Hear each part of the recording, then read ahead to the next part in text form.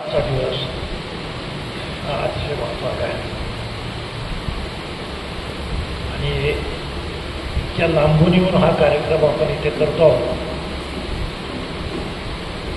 याचं कारण असं आहे की बाबासाहेबांनी जो चौदार तळ्याचा सत्याग्रह केला त्याला 98 वर्ष झाली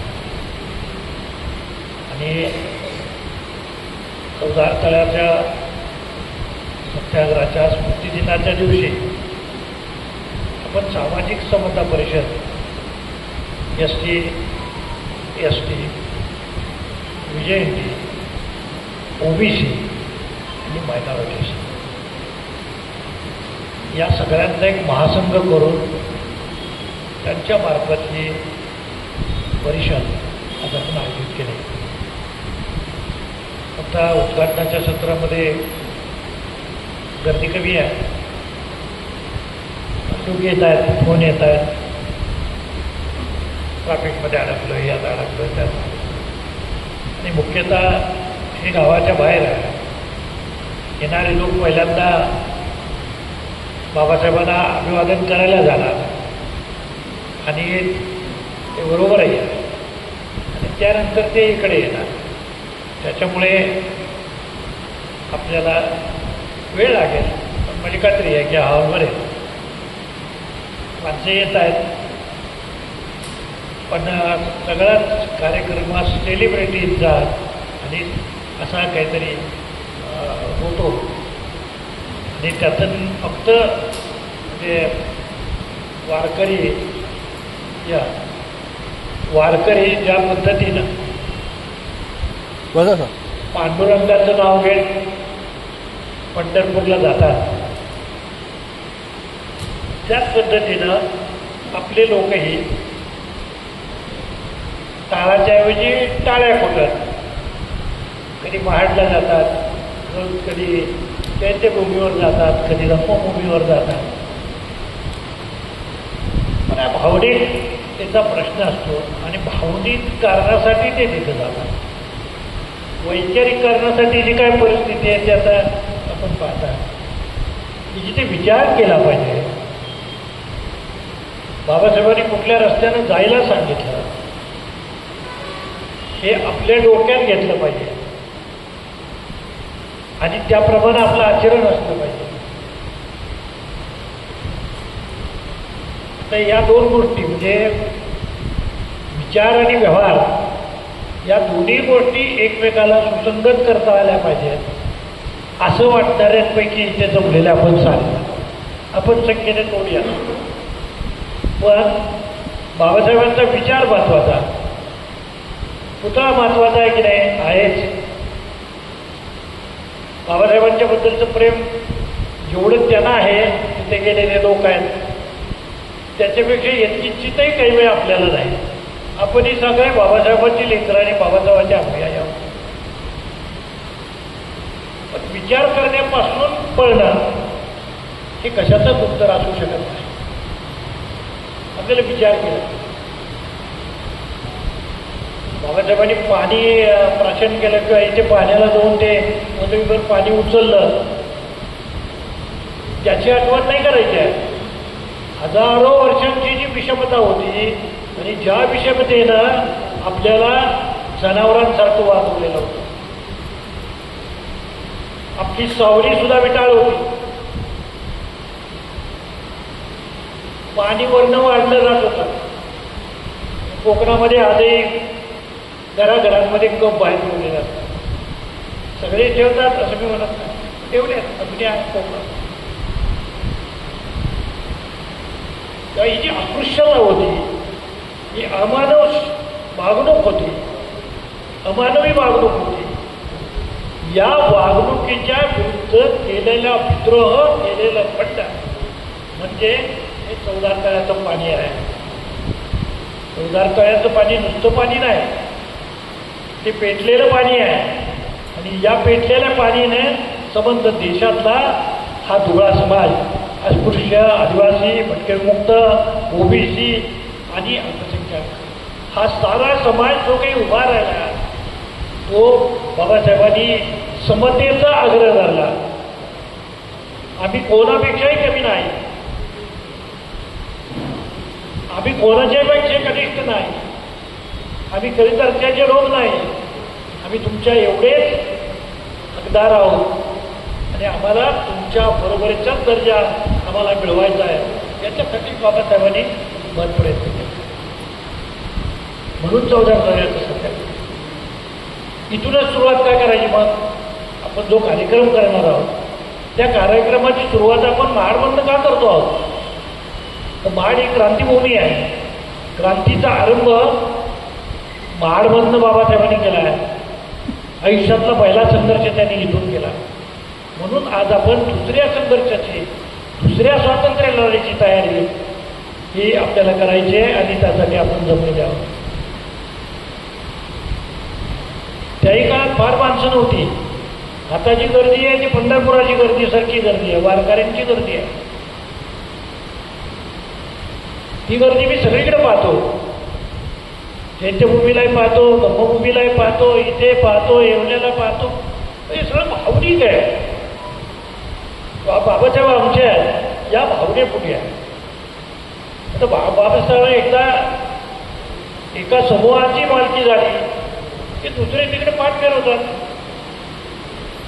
म्हणजे मला अतिशय आनंद आहे की सकाळपासून मी पाहतोय पांढऱ्या शुभ्र कपड्यातले लोक हे बाबासाहेबांच्याकडे जात आहेत। बाबासाहेब खरं म्हणजे आपण भाग्य वगैरे मानत नाही, पण फार भाग्यवान। त्यांच्यासारखा जगात नेताच होणे नाही की ज्याचे अनुयायी हजारो लाखो आहेत, काही कोटी आहेत, असं माणूस जगात कुठेही सापडत नाही। म्हणून त्यांना आपण प्रज्ञासूर्य म्हणतो। प्रज्ञासूर्य असतात बाबासाहेबांचं गुणगान गाण्यासाठी काही मी आपल्याला हे सांगत नाही, ते मोठेच होते। माझा प्रश्न आपल्याला आहे की आपण काय करणार? आपण कसे मोठे होणार? आपण कसे त्या रस्त्यानं चालणार? आपण त्या रस्त्यानं चालणार की नाही चालणार? का आपलं नावाचं फक्त नामस्मरण, नावाचा जप केल्यामुळे काय होईल? काही होणार नाही। कृती करावी लागेल, काम करावं लागेल। हे काम करण्याच्यासाठी आपल्याला माणसं लागतील, आपण माणसांपर्यंत पोहोचूया।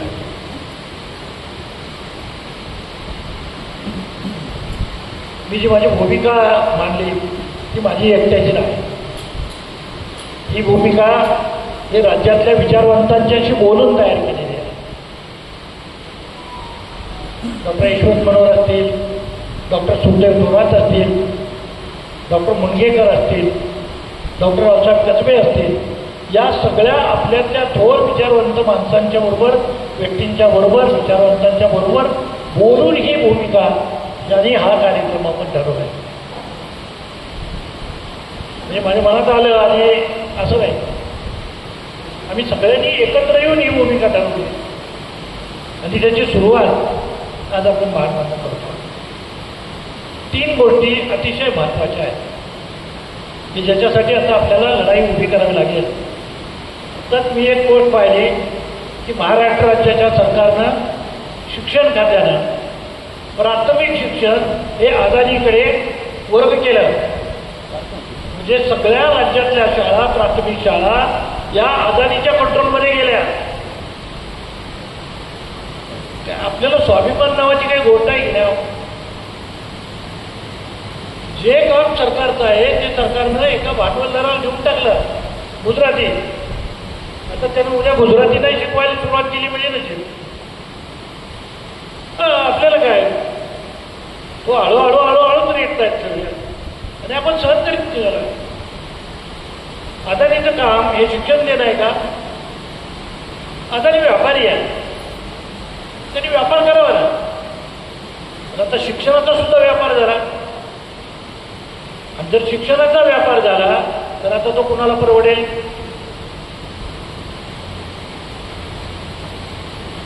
परवडण्याचा विषयच नाही। म्हणजे आता मला सांगत होते बारामतीमध्ये इतक्या अकॅडमी झालेल्या आहेत, इतक्या अकॅडमी झालेल्या आहेत, गावोगाव अकॅडमीज झालेल्या आहेत। फीस काय आहे अकॅडमीची? लाखाच्या पुढे 1 लाख 2 लाख 3 लाख 4 लाख 5 लाख. आता मला सगळ्या अकॅडमीमध्ये कुठल्या समाजातली पोरं जातील?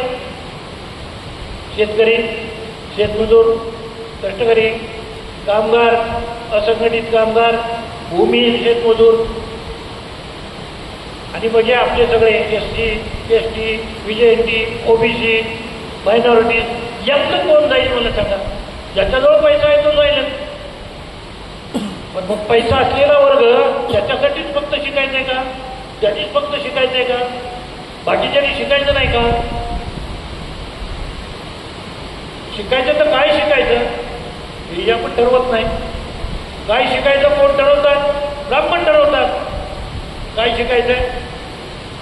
शाळा कशा चालवते कोण ठरवते? ब्राह्मण ठरवत आहेत. तुम्हाला काय शिकवायचं हेही ब्राह्मण ठरवत आहेत. कसं शिकवायचं हेही ब्राह्मण शिकवत आहेत. काय करायचंय काय? 14,000 शाळा महाराष्ट्रातल्या बंद होणार आहेत. आणि ही परिषद याच्यासाठी आज बोलवलेली आहे की आपण निदान परिषद ही आपली एकही शाळा महाराष्ट्रातली बंद होऊ देणार नाही ही आपली प्रतिज्ञा आहे. एकही शाळा नाही बंद होऊ देणार. इथून गेल्यावर करायचं काय आहे? भाजप नाही करायचं आहे. ज्या तालुक्यामध्ये जेवढ्या शाळा बंद पडलेल्या आहेत त्या सर्व शाळांच्या ग्रामसभा घेणं, त्या ग्रामसभांचे ठराव घेऊन घेणं, त्या ठरावांचा सगळा कॉमन अर्ज लिहून घेणं आणि तो पोलीस स्टेशनला नेऊन देणं आणि महाराष्ट्राच्या मुख्यमंत्री, शिक्षण मंत्री आणि सचिव यांच्यावरती फौजदारी स्वरूपाचे गुन्हे दाखल करणं. कारण शिक्षण हा मूलभूत अधिकार आहे आणि मूलभूत अधिकाराचा भंग झाला तर न्यायालयात दाद मागता येते. आपण पोलीस केस करू शकतो. फडणीसवरती या 14,000 गावांवर या 14,000 गावातल्या लोकांनी गुन्हे दाखल केले पाहिजेत. त्याला सांगितलं पाहिजे की एकही मुलं असेल तरी शाळा बंद करता येणार नाही. शाळा बंद होते याचा अर्थ काय? मुलं कुठे गेली? ज्या खाजगी अकॅडमीमध्ये जात आहेत एक पैसा आम्ही भरणार नाही. सगळ्या अकॅडमीचा खर्च सरकारी तिजोरीतून करा. एंटायर एज्युकेशन म्हणजे KG to PG बालवर्गापासून बालवाडीपासून ते त्याला हवं तेवढं जास्त शिक्षण हे सगळं मोफत असलं पाहिजे अशी घटनेत तरतूद आहे. आपण काय करतोय? बाबासाहेबांनी लिहिले एवढंच म्हणून सोडून देतो. अरे पण काय लिहिले ते बघा ना. जर यांनी हे दिलं नाही तर यांना तुरुंगात घालता येतं. देवेंद्र फडणवीसनं 14,000 शाळा जर बंद केल्या तर फडणवीसला फिरू देणार नाही. त्याला तुरुंगातच घालू. त्याला तुरुंगात घालण्याची व्यवस्था करावी लागेल. ही व्यवस्था करा म्हणले की मग काय परिस्थिती आहे पळून जातं आपले लोक. आणि एक सर्वे करायला 3% भावना आपल्याला ऐकत नाही. आपण खंडीवर पेंडी एवढी माणसं आहोत करतो काय आहे? आज जे लोक डॉक्टर आहेत, वकील आहेत, इंजिनियर आहेत, सरकारी अधिकारी आहेत, प्राध्यापक आहेत त्यांना मी निश्चित सांगतो की नेक्स्ट जनरेशन अडाणी अहमदाबादकर असणार आहे. तुमची पोरं सुद्धा अडाणी असणार आहेत. काय करणार आहे? तुम्ही सुद्धा पोराला डॉक्टर बनवू शकणार नाही, इंजिनियर बनवू शकणार नाही, प्राध्यापक बनवू शकणार नाही. म्हणजे आपण यांचे गुलाम व्हायचे. म्हणजे 10% लोक वरती राज्य करत राहतील आणि आपण झाले गुलाम बनवू. मला असं वाटतं की ही लढाई सोपी नाही, अवघड आहे. अवघड काम आहे म्हणूनच तर गर्दी नाही ना. अवघड सोपं काम असतं तर काय गर्दी झाली असती. तर इथं लाभार्थी कुणी नाही, काहीतरी कुणी वाटायला बसलेलं नाही. इथे झोपून देऊन काम करणाऱ्या कार्यकर्त्यांची गरज आहे. ते मला 10 असले तरी चालतील. आता मी जायला सांगत होतो काय चिंता करायची नाही. मी येतो पनवेलला. रत्नागिरी जिल्ह्यामध्ये जेवढ्या शाळा आहेत त्या सर्व शाळा, रायगडमध्ये जेवढ्या शाळा आहेत त्या सर्व शाळा या आपण मे महिन्याच्या आज संपवू आणि मे महिन्यामध्ये रत्नाचिपळूणला मोठी परिषद करू. असं नाही आहे की हे आपण सोडणार आहोत. आपण पोलिसांपर्यंत जाऊ, आपण पोरांच्यापर्यंत जाऊ, त्यांच्या वतीनं आपण लढाई उभी करू, आपण हायकोर्टामध्ये जाऊ. आणि एज्युकेशन हा बेसिक अधिकार आहे, मूलभूत अधिकार आहे. 6 ते 14 या वयोगटातल्या मुलांचं शिक्षण करणं सरकारची जबाबदारी आहे. सरकार हे म्हणू शकत नाही आम्ही करत नाही. सरकार म्हणू शकत नाही पैसे नाही. जर सरकार सांगत असेल आमच्याकडे पैसे नाहीत तर त्यांना लाटावरून बाजूला करू आणि आम्ही तिथे जाऊन बसू आणि आम्ही पैसे पाहिजे तेवढे तिथं आणू. शिक्षणासाठी 6% खर्च केला पाहिजे. कोठारी आयोगाने सांगितलं.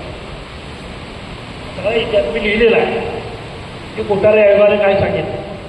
कोठारी आयोगाने असं सांगितलं की 1 किलोमीटरच्या आतच्या पोरांची शाळा असली पाहिजे आणि त्या परिसरात राहणाऱ्या सगळ्या माणसांची पोरं कुठल्याही जाती धर्माचा असो त्याच शाळेत गेला पाहिजे. नाही की माझ्याकडे गाडी आहे म्हणून मी मुंबईला पोरगं पाठवेल. नो, तू ज्या परिसरात राहतो त्याच्या 1 किलोमीटरमध्ये असलेली जी कुठली शाळा आहे त्या शाळेत सर्व जातीतली गरीब श्रीमंत असतील ते सगळी पोरं तिथं जातील. माध्यमिक शाळा 3 किलोमीटरवर, माध्यमिक शाळा 3 किलोमीटरवर असली पाहिजे की जी सगळी 3 किलोमीटरच्या एरियामध्ये पोरं ही माध्यमिक शाळेत जातील. हे धोरण सरकारनं स्वीकारलेलं होतं. या 14-15 वर्षात का सोडलं?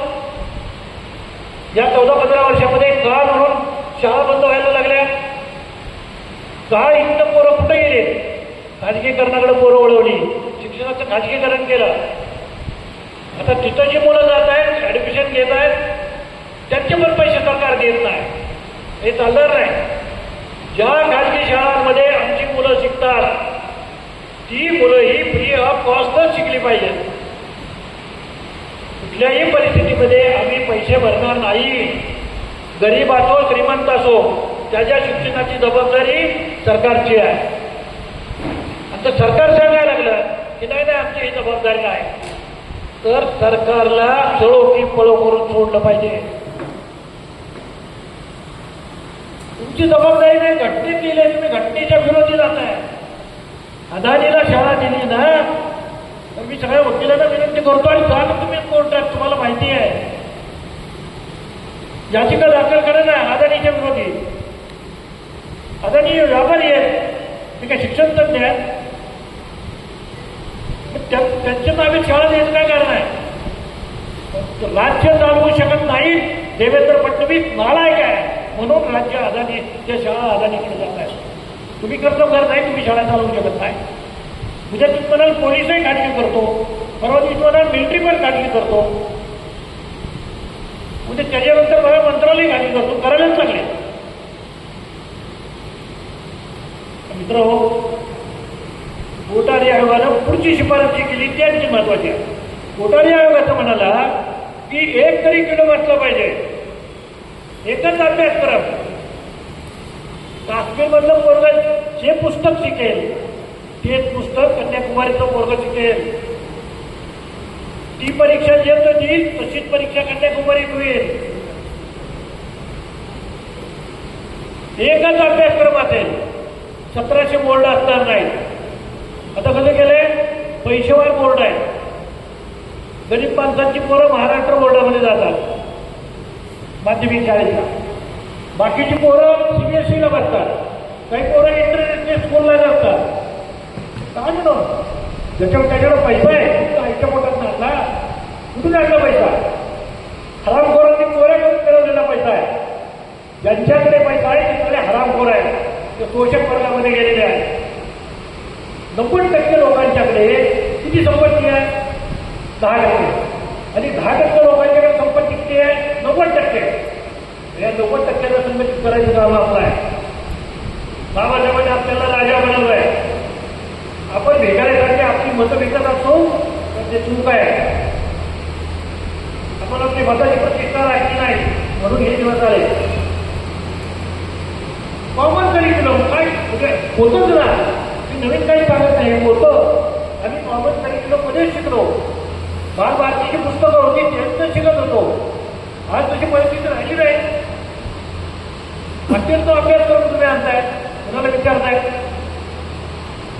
शिक्षक तज्ञांना विचारताय, शाळेतल्या शिक्षकांना विचारताय, पालकांना विचारताय, विद्यार्थ्यांना विचारताय, कोणालाही विचारत नाही. आणि देवाजीच्या मनात यांच्या मनात आले की सुरू अरे नाही चालतं. पोरग मारण्यात असलं तर ते आमच्याच बरोबर बसलं पाहिजे आणि पोरग मारण्याचं असलं तरी त्याच्याच बरोबर बसलं पाहिजे. म्हणजे सोशल इक्वॅलिटी, सामाजिक समता शपथ घेताना असं वाटत नाही. घटनेची शपथ घेऊन कारभार करायला त्या खुर्चीवर बसता आणि नेमका घटनेच्या उलटा कारभार करता. जाब विचारायला बसलेले ते मुके आहेत, आंधळे आहेत, बैरे आहेत, कोणच शकत नाहीत, कारण ते पांगळे आहेत, त्यांच्या हातामध्ये पांगळवाड आहे. ते वरच्या त्याच्या बॉसकडे बघतात आणि मग बोलतात. ते काय आपली भूमिका मांडणार, ते आपली बाजू काय मांडणार, नाही मांडू शकत. आणखी एक अतिशय क्रांतिकारक आहे कोठारी कमिशन. हे असं सांगतायत की घटनेमध्ये अशी तरतूद आहे की 6 ते 14 या वयोगटातल्या मुलांना शिक्षण द्या, पण 41B न शिक्षण बालवाडीपासून द्या. म्हणजे 6 वर्षापर्यंतच्या मुलाचं सुद्धा शिक्षण, बालवाडीचं शिक्षण सुद्धा घटनादत्त आहे. या सगळ्या घटनेत दिलेल्या कृती आहेत. आपल्याला घटनेत बाबासाहेबांनी दिलेली गोष्ट सुद्धा आपण जर मिळवू शकत नसू, आपल्या हातात ते सुटून जात असेल आणि आपण जर जाणकार गप्प बसलो तर मला असं वाटतं की या देशाचं याच्यापेक्षा मोठं नुकसान कुणी करू शकत नाही. आपणच आपल्या नाशाचं कारण आहोत. आपणच उभे राहायला जावे. एक पोराला शाळा मिळत नाही, न्या पोलीस स्टेशनला फिर्याद करा त्याच्यावरती. घटनेनं तुम्हाला अधिकार दिला आहे तुमचं शिक्षण नाकारलं तर तुम्ही न्यायालयात दाद मागू शकता. डायरेक्ट न्यायालयात जा, पिटिशन दाखल करा. त्या हजारो पिटिशन दाखल झाल्यावरती त्या मोदीचा आणि फडणवीसचा बाप यायला पाहिजे अदानीला शाळा द्यायला. एकही शाळा अदानीकडे जाता कामाची नाही, याची व्यवस्था करूया. मला ऐकायला येतं ना? हो हो येता येता. माझा मुद्दा असा आहे की कुणीच अदानी त्याला काय म्हणून शाळा द्यायच्या. शिक्षण खातं मेलं आहे, शिक्षण मंत्री मेला आहे, मुख्यमंत्री मेला आहे, हे काय करताय? हे सगळे नालायक आहे म्हणून मग त्याच्याकडे देत आहे का आमचा शिक्षण अधिकारी चांगला नाही, आमचा शिक्षक चांगला नाही. जिओ तर पाहिजे ना, जिओ सुरुवातीला किती पैशात दिलं आणि नंतर जिओ केवढ्या द्यायला लागला. आणि 5,000 पैसे कमवण्यासाठी उद्योग म्हणून ते करणार आणि तो नफ्यासाठी उद्योग करतो, तोट्यासाठी नाही. अदानी जेव्हा धंदा मांडेल तेव्हा तो पैसे कमवायला मांडेल ना, तो तोट्यात का करील? तो पैसे कमवायला करेल. तो पैसे कमवायला करणार असता तर मला सांगा तो कुठले पैसे कमवेल, कोणाचे पैसे कमवेल, कोणापासून पैसे कमवेल? आपल्याकडे पैसे कमवेल. शाळा कशा करेल ते म्हणजे तर सगळे समोर शाळा चालू का म्हणून त्याचाही विचार करायला पाहिजे. एकत्र बसून सरकार विचारच करायला तयार नाही, विचार करणाऱ्या माणसांना बोलवायला तयार नाही. सगळे गुंड आणून तिथे सभागृहांमध्ये बसवलेले आहेत, ते रोज मारामाऱ्या करण्यापर्यंत काहीच करीत नाही. कुठल्या सामान्य माणसाच्या प्रश्नाची चर्चा लोकसभेमध्ये झाली मला सांगा? एक राहुल गांधी बोलला तर एक माणूस सुद्धा बोलायला तयार नाही की या गरीब माणसाचे प्रश्न आहेत, हे शिक्षणाचे प्रश्न आहेत. एक जण बोलायला तयार नाही का? तर घाबरली माणसं. मी तुम्हाला सांगतो, माणसं घाबरलेली आहे. काय करतील कुणाला माहिती, काय करतील कुणाला माहिती. बाबासाहेब म्हणाले की मेलेलं मेंढू आईला भीत नसते. ते मेलेलं असलं पाहिजे ना. हे मेंढू जिंकत आहे त्याच्यामुळे ते सार्थक राहणार नाही. इकडून येईल का तो तिकडून येईल का तो पोलीस आले. अरे नामांतराच्या काळात आम्ही पाहिलं सरकार जेव्हा ऐकत नव्हतं तेव्हा संबंध राज्यातली संबंध आंबेडकरी जनता पेटून उठली, सगळे समतावादी पेटून उठले आणि महाराष्ट्रात पाय ठेवायला जागा राहणार नाही अशी पूर्णबंदी केली. सत्तारी सरकारला बाबासाहेबांचं नाव मराठवाडा विकास बोला आणि मार्ग काढावा. हाही मार्ग निघेल ना, पण सगळे जर आपण तुरुंगात जाऊया घालून ते तुरुंगात हजारो माणसं जर त्या तुरुंगामध्ये जातील तर कुठलंही सरकार राहत नाही. सगळी परिस्थिती किती विपरीत आहे. ती जेवढं बघेल तिथं जेवण बघेल तिथं जेवण आणि जेवणाच्या पुढे गर्दी रांगा. ज्या देशामध्ये मंदिरांची संख्या वाढते, ज्या देशामध्ये मंदिराच्या पुढच्या रांगा वाढतात आणि शाळा ओस पडतात, तो एक पुढे जात नसतो. मोदी कितीही शृंगार केला ना तर एक पुढे जाणार नाही. कोट्यावधी लोक जाऊन त्या गंगेमध्ये डुबकी मारतात. लाज वाटते मला, माझं पंतप्रधान सुद्धा त्याच्यात जाऊन डुबकी मारतो, राष्ट्रपती डुबकी मारतो. आणि त्याला तुम्हाला काय फुल लागतं का काय? असं गंगेत घाण पाण्यामध्ये डुबकी मारून पुण्य प्राप्त होतं, स्वर्गात जाता येतं. बरं गेलाच बाबा, आता स्वर्गात चांगले ना, मग बाहेर वाढल्यावर पाप कसं वाढते? तिथं पाण्यात तर बाहेर आला की लायसन्स काढून आला का नवीन पाप करायचं? हे सगळे अतिरेकी आहे, ते लक्षात घ्या. हे गंगेमध्ये जाऊन स्नान करणारे, अंघोळी करणारे हे सगळेच्या सगळे लोक अतिरेकी आहेत. हे अतिरेकी हिंदू आहे, तालिबानीसारखे. हे एवढेच जर लोक उठले आणि ते जर म्हणाले की देशातली इस्टेट आम्हाला समान पद्धतीनं वाटा, तर काय होईल? ते म्हणणारच नाही. त्यांनी म्हणू नये म्हणून ती इकडं दंगल कर, तिकडं दंगल कर, इकडं कर. दंगलीशिवाय कार्यक्रम आहे का? विधिमंडळात चर्चा कोणती? या मंत्र्याचा हे काय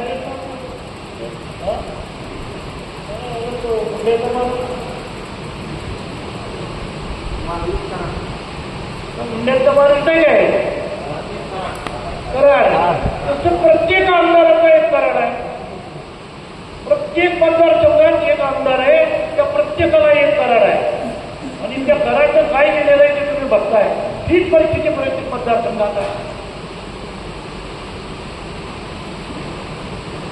शिक्षण वाचवायला आपल्या समोर पर्याय नाही. मी तुम्हाला नम्रपणे सांगतो, जर मला सुद्धा माझ्या बाबाला अशी इच्छा झाली मला शाळेत झाला आणि त्याने मला शाळेत घातलं. जर बाबासाहेब नसते शाळा असती काय? शाळा नसती तर माझ्या बापाने मला तिथे घातला असतं काय?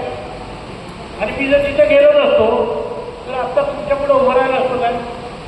आत्ता मी गाढवाच्या मागं कुठेतरी हागलदारी मारे असतो. मी आता हागलदारी का नाही?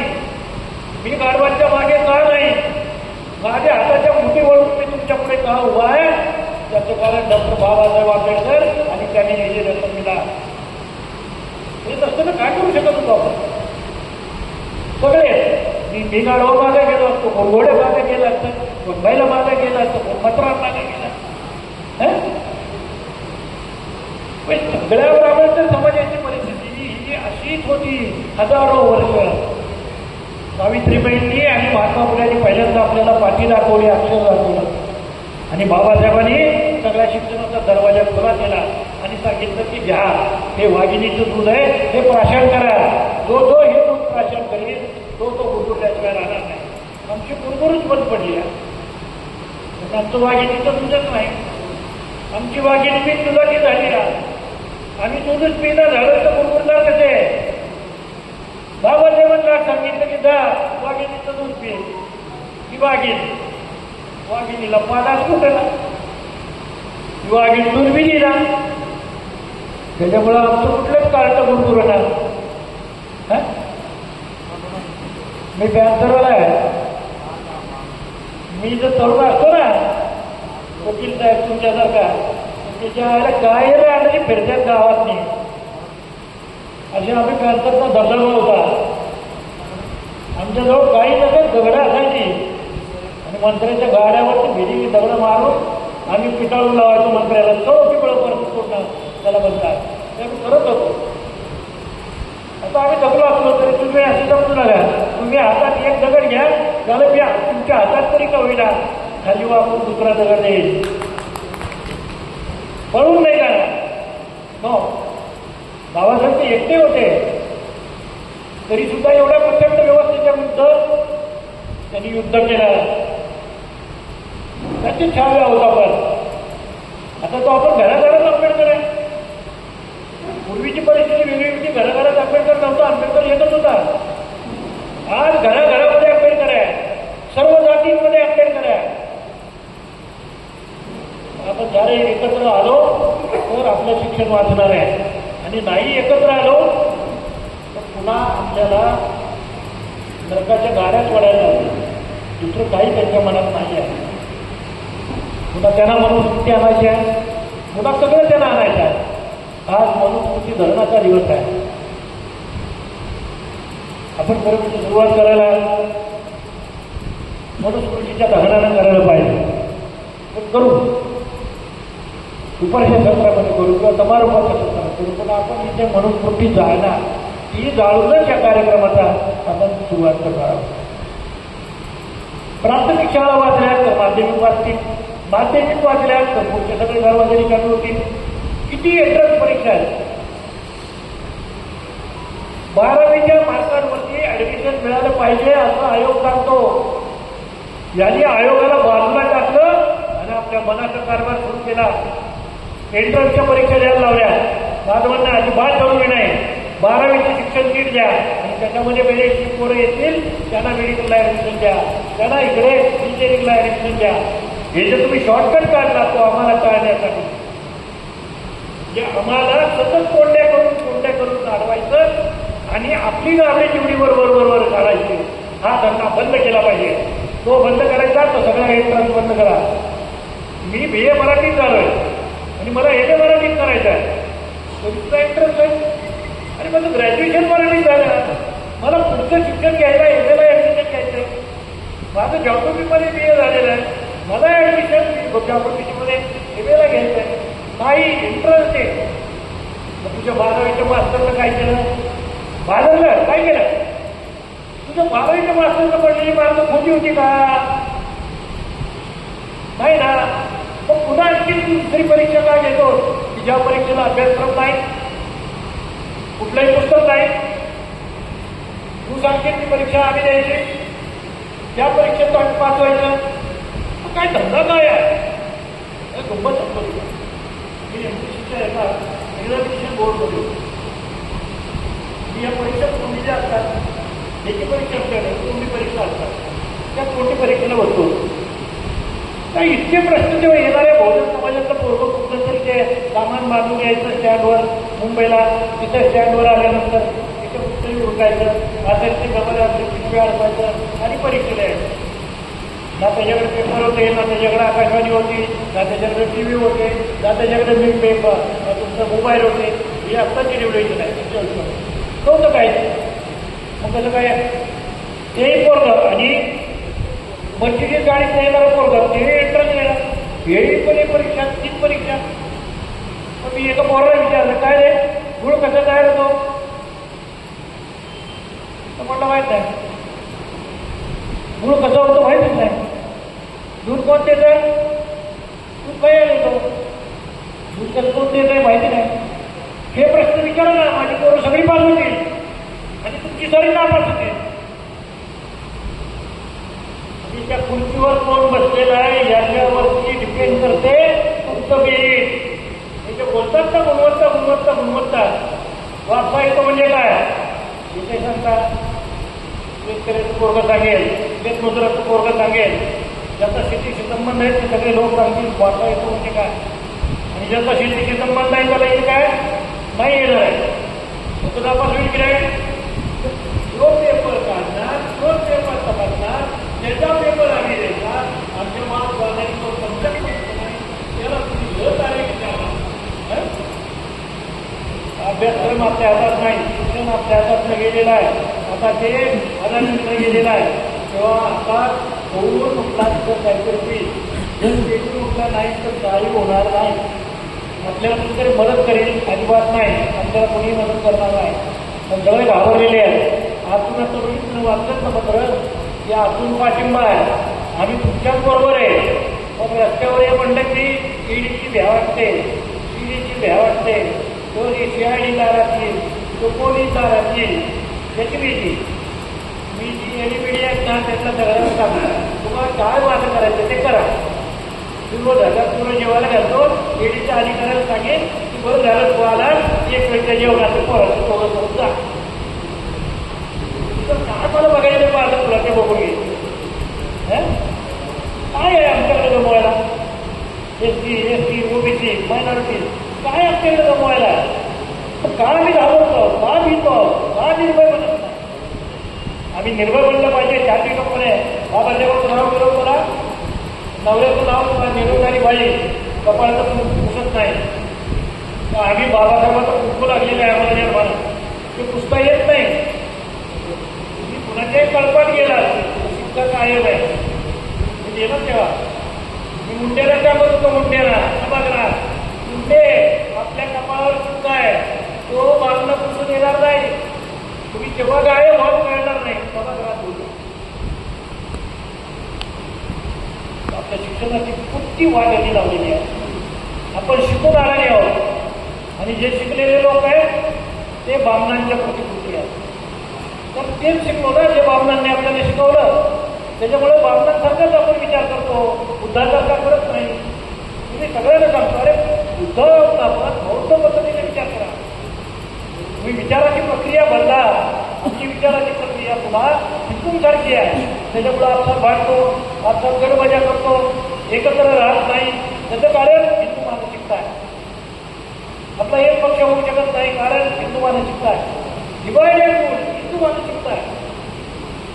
वेगवेगळं आहे बौद्ध मानसिकता आहे. पण एकत्र आलं पाहिजे ही बौद्ध मानसिकता ते आपल्याला स्वीकारायला पाहिजे. दुसरा जो प्रश्न आहे तो आहे या एम्प्लॉयमेंटचा. काय करायचं नोकऱ्यांचं? ज्या बाबासाहेबांनी आपल्याला राखीव जागा दिल्या लोकांमध्ये, त्या कागदावर ऍक्टिव्हिटीज तशाच आहेत, त्या पुसल्या नाहीत, त्या तशाच ठेवल्या. ही जागा भरायचं 2014 बंद केलं. आज एकही सरकारी नोकरी उपलब्ध नाही. ही SC, ST, विजेची OBC कोणालाही नाही. नोकर भरतीच नाही. का नोकर भरती नाही? आमच्याकडे पैसा नाही. आणि तुमच्याकडे पैसा नाही ते तुम्हाला बसायला सांगितले का सक्ती केली आहे तिथे बसा म्हणून. कुत्र्याला खाली पैसा असेल तर जे पैसा निर्माण करतात त्याला तिथे पाठवतो ना. पण पैसा कमी पडणार नाही असं म्हणायचं. रोज अजित पवार म्हणतात ज्याला पैसा कमी पडून दिला जाणार नाही. कुठं आणणार आहे रे? कुठं आणणार? 70,000 कोटी इथं घालणार आहे, कुठून आणणार आहे? पैशाचा प्रश्न आला की माझं करतात 6% खर्च केला पाहिजे बजेटच्या. GDPच्या 6%. GDPच्या 6% पैसा तुम्ही कुठं खर्च केला पाहिजे? शिक्षणावर. नाही करत 2% सुद्धा नाही. का जेव्हा आपल्या लोकांचे प्रश्न आहे? अतिशय उत्तम इमारती का असू नये? पतंगराव कलंकर इतक्या चांगल्या इमारती बांधते, DY पाटील इतक्या चांगल्या इमारती बांधते, तर सरकारला काय धाड लागली आहे? मराठी शाळा पत्र्याच्या घरच्याचं पुढं बजेट मिळायचं का म्हणून? ही शाळा का नाही? कॉलेज आहे, प्रचंड मोठं मिळणार दिलं का नाही? तांत्रिक ज्ञान देणारी संबंध इक्विपमेंट का नाही? सरकारला भीक लागली आहे. सरकार गरिबांचं नाही आहे, हे मालदारांचं आहे, तालेवारांचं आहे. म्हणून हे विजय चाललेली आहे. आपण झोपलेले आहोत, आपण जागेच नाही. हे कुठे आपल्या उपकार करीत नाही. हो आपल्याला असं वाटतं नाही की माहिती थोड्या वेळेला हजा गेलो आणि कर्ज होऊन गेला. त्याआधी खर्च करणे त्याची शेती घटनादत्त जबाबदारी आहे. घटनेमध्ये तरतूद केलेली आहे बाबासाहेबांनी. आपली अडचण अशी आहे की आपण बाबासाहेबांना वाचत नाही, आपली अडचण अशी आहे की आपण घटना वाचत नाही, घटनेच्या कुठल्या कल्पना काय सांगितले आपल्याकडून कुणाला सांगता येत नाही. नुसतं बाबासाहेब बाबासाहेब बाबासाहेब कीर्तन, दुसरं काय त्या कीर्तनाला काय होणार आहे, समाजाला काय होणार आहे. आता मूठ आवळून क्रांतीची घोषणा केली पाहिजे. या क्रांतीभूमीतून आपण सगळ्यांनी राखीव जागा केलेल्या आहेत, त्या पुन्हा मुळा याच्यासाठी आपण आता आमची काम करणार आहे की तुम्ही सांगायचं नाही सरकारच्या जागा भरत नाही, हो सरकारची जागा भरत नाही तुला फिरून देत नाही. हे तर मुलांनी जे बेरोजगार मुलं आहेत त्यांच्या संघटना करायला पाहिजे, त्यांच्यामध्ये जाऊन हे सांगितलं पाहिजे की तुला नोकरी देणार, तुला जिवंत ठेवणार. सरकारची घटनादत्त जबाबदारी आहे, हे सरकारचं काम आहे. सरकार म्हणतं माझं काम नाही, जा खाजगी जातो की तू जर देत नसला तर खाजगीत जातो, पण पगार तू द्यायचा आहे. मी काम खाजगीत करीन पण पगार तू द्यायचा आहे, मालक तू. मी त्या भांडवलदाराकडे जाणार नाही, त्याच्या एम्प्लॉयमेंटमध्ये मी राहणार नाही, मी सरकारचाच एम्प्लॉयर राहील. काम कुठं करीन, तू म्हणला तिथं करीन, तू म्हणला जा टाटाकडे कर्जा करतो, तू म्हणला दुसरीकडे कर्जा करतो, अंबानी करतो करतो. माझा मालक कोण, तू. माझं पगार वेतन भत्ता पेन्शन हे सगळं सरकारी तिजोरीचं झालं पाहिजे. भांडवलदारांना त्यासाठी किती पैसा घ्यायचा ना तू घे ना त्यांच्याकडून. 15,000 रुपये पगार भांडवलदार देत असेल तर त्या भांडवलदाराला सांगा तुझ्या नफ्यातला पैसा कामगारांमध्ये वाट तुझ्या, आणि सरकार जेवढा पगार देते तेवढा पगार खाजगी कारखान्यांना सुद्धा दिला पाहिजे, आणि तो देता येत असेल तर सरकारला दिला पाहिजे. 15,000 काय होते आपला, पण त्याचे ऐकीच नव्हती. एक शिक्षक आहे, तो मिळेल आहे, आधी लागलेला आहे, त्याला लाखो रुपये पगार, आणि जो दत्ता लागतोय तो कॉन्ट्रॅक्टवर, त्याला 1,500 रुपये पगार, 2,000 रुपये पगार, जास्तीत जास्त 5,000 रुपये पगार. का बरं? म्हणजे हा उशिरा जन्माला आला आणि तो आधी न जन्माला आला म्हणून त्याला लाख रुपये, त्याला उशिरा जन्माला आला तो त्याला 15,000 रुपये. हा भेदभाव कुणी केलाय? सरकारने केलेला आहे. एजंट कुणी नेमलेले आहेत? सरकारने नेमलेले आहेत. हे एजंट बंद केले पाहिजे. 15,000 या ज्या खाजगीतल्या नोकऱ्या आहेत तिथं सुद्धा सरकारी वेतन मिळालं पाहिजे, आणि त्या पोरांना सुद्धा तेवढाच मूलभूत अधिकार आहे जगण्याचा, जेवढा अधिकार आधीच्या माणसांना आहे. क्लार्क असला सरकारी नोकरीत असलं की त्याचा पगार लाखात होतो, आणि खाजगीमध्ये त्या पोराला 10-15,000 काम करावं लागते. हे बोलायला पाहिजे की नको? पण गप्प बसलो तर बोलणार नाही, पोरं काय पिटून उठणार नाही. ती फक्त सैन्यात जाणारी पोरं होती ना अग्निवीर, त्यांनी उठाव केला, बारीक सरकारला अग्निवीर मागे घ्यावे लागले. तसं आपल्याला हे करावं लागेल. हे जर आपण केलं नाही तर मी आपल्याला नम्रपणे सांगतो की आपल्याला वाचवायला घरी येणार नाही. तिसरा मुद्दा आहे आपला घाटावर जेव्हा रोज घटीत तोडतोड अपमान चालू आहे, दारू प्यायचा आहे. बाबासाहेबांचा अपमान पार्लमेंट बंद केला, शहा त्याला गावात येऊ द्यायचा नाही, तर येऊ द्यायचा नाही. काहीतरी करायला पाहिजे. विहिणं बंद करा, 6 महिना बंद करा. आपण घाबरलो तर काय नंबर काय घाबरायचं नाही. सरकारच्या विरोधामध्ये पूर्वी आपण मोर्चे काढत होतो, काय काढत होतो. पोलीस काय करते, सरकार काय करते, या पोरांचं नुकसान करते. हे लक्षात ठेवा.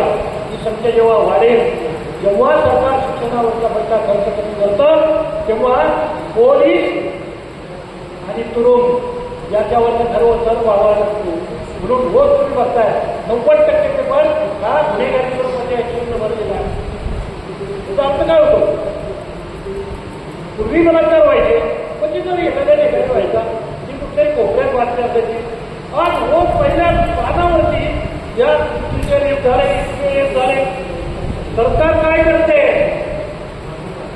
या देशात मुली सुरक्षित राहील, या देशात स्त्रिया सुरक्षित नाही, आणि ज्या देशातले पुरुष हे मनोवादी आहे त्या देशातला स्त्रियांना समतेचा न्याय मिळणार नाही. कारण ब्राह्मण समन्यायी कधीच नसतात. ते न्यायाधीशाच्या खुर्चीवर होतं का आहे, त्या न्यायाधीशांच्या खुर्च्यांवर 60-70% ब्राह्मण आहेत. म्हणून न्याय व्यवस्था आपल्या बाजूला नाही. किती लोकसेवक असतात तिथे, किती लोकसेवक आहेत तिथे, प्लॅनिंग कमिशनमध्ये किती आहे, पैसा वाटप करतात त्यात किती आहे, बजेट तयार करतात त्यात किती आहे. आपला SC, ST, BJC, OBC त्याच्यापैकी कुणीही नाही. त्याचा अर्थ काय होतो? फक्त ब्राह्मण आणि फक्त ब्राह्मण असला तरच सिनेमात काम करता मिळते. जर ब्राह्मणांच्या विरुद्ध बोलला तर सिनेमात काम मिळत नाही. जर ब्राह्मणाच्या विरुद्ध बोलला तर प्रकाशित पुस्तक छापत नाही.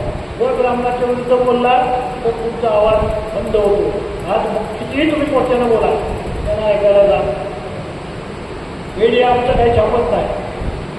सोशल मीडियावर आपण हे केलं पाहिजे. ते जे खेळ करतात तसे आपल्यालाही खेळ करता आले पाहिजे. तेव्हा खूप होतो की सगळ्या मित्रांना बोलायचं गरजेचं जमते काही जेवण आहे वगैरे बघूया नाही ते सगळं गाडी घेऊ आणि सगळेजण बसून कार्यक्रम करू आणि कार्यक्रम करून कामाला लागतो. हे ऐसे लोग नहीं है, ये पागल लोग हैं. ये दुनिया के लिए पागल बने हुए लोग हैं. तो है दीवाने, दीवाने ही कुछ करते हैं ना. क्रांती करायची तर रस्त्यात चालून क्रांती होत नाही. डांबरी रस्त्यात चालता येत नाही. पायवाटच शोधावी लागते. ती पायवाट आपली असते आणि आपल्याला पाहिजे तिथे घेऊन जाते. डांबरी रस्ता आहे ना, तो डांबरी रस्ता त्याला पाहिजे तिकडे आपल्याला घेऊन जातो. आपण आंबेडकरी लोक हे आपल्या रस्त्यानं जाणारे लोक आहेत. आपल्या रस्त्यानं निघायचंय एवढी प्रतिज्ञा करा. आणि आज क्रांती दिन आहे, आज आपण सुरुवात करतोय. आता हे थांबवायचं नाही. जोवर अदानीला ह्यातनं हाकलत नाही तोपर्यंत थांबायचं नाही. अदानी ज्या दिवशी इथं बाजूला जातील आणि शिक्षण आपल्या ताब्यात. एक मिनिट ठीक आहे त्यावेळी